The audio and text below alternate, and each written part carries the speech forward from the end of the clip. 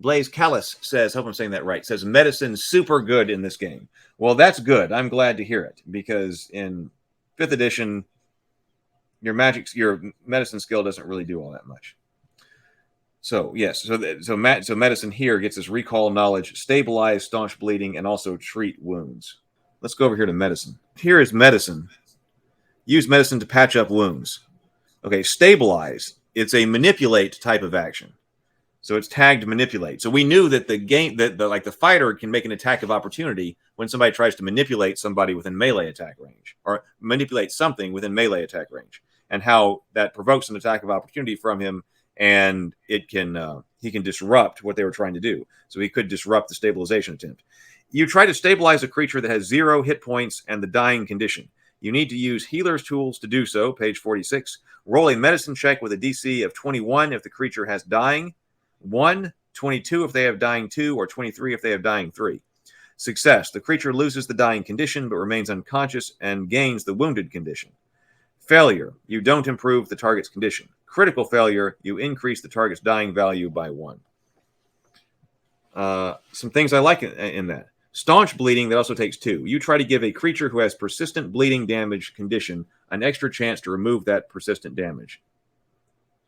You need to use healer's tools to do so. Roll your medicine check against a DC chosen by the GM. This is usually the DC of the effect that caused the persistent damage. Success, the creature attempts a flat check to end the persistent bleeding damage. You're giving them another opportunity if you do it. Failure, you don't affect the persistent bleeding. Or critical failure, the creature immediately takes the damage from their persistent bleeding damage. So treating wounds. This is exploration, healing, and manipulate. Staunch bleeding was also manipulate. You spend 10 minutes treating 1 injured living creature. You can choose yourself if you want. You need to use the healer's tools to do so.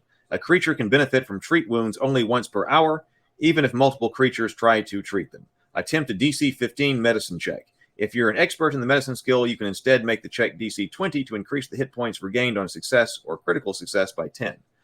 So a critical success, the target regains 4d8 hit points and loses the wounded condition if they have it.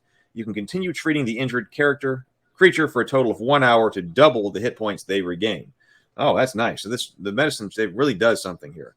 Success means the target regains 2d8 hit points and loses the wounded condition if they have it. You can continue treating the injured creature for a total of 1 hour to double the hit points they regain. Failure, they don't get any, but critical failure, they take 1d8 damage.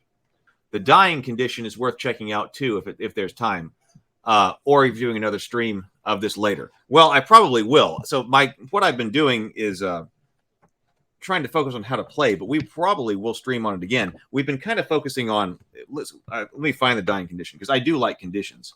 And so, getting knocked out, here's something about dying. But we've been working on basic action resolution mechanics. And but then we'll probably return to a bunch of all these different games to look up different parts of games. But yeah, let's look up dying. Your dying condition right here. If you ever reach dying 4 for any reason, you die immediately.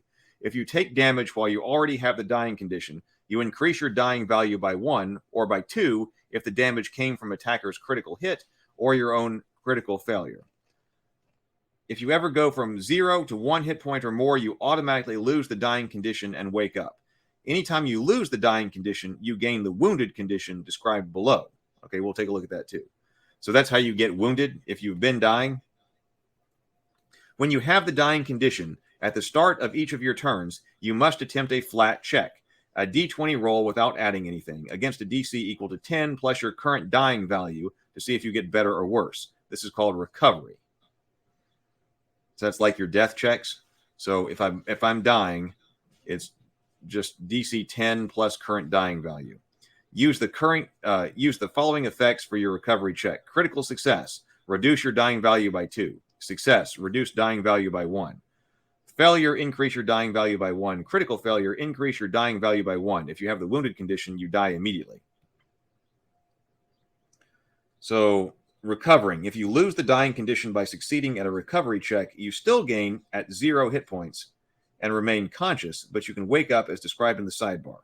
As with another time you recover from dying, you gain the wounded condition. So the wounded condition, when you have the dying condition and lose it, regardless of the reason, you gain Wounded 1 condition.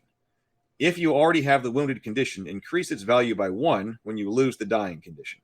If you already have the wounded condition, increase it by 1 when I lose dying. Okay. The wounded condition makes getting knocked out more dangerous. If you gain the dying condition while wounded, increase the dying condition's value by your wounded level. All right. If you have enough time, you can get rid of the wounded condition.